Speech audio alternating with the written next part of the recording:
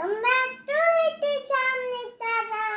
As Father's Day is coming this Sunday, I am going to make chocolate mug cake. Let's get started.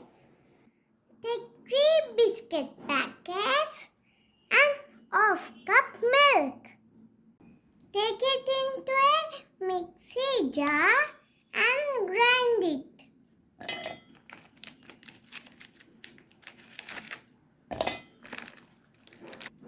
Grind it into powder.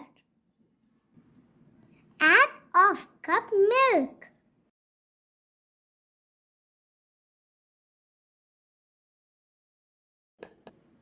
Make it into a fine paste.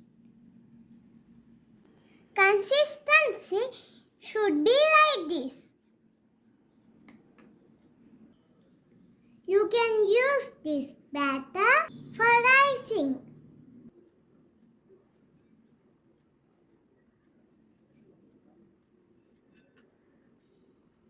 Microwave it for 2 minutes. A chocolate mug cake is ready.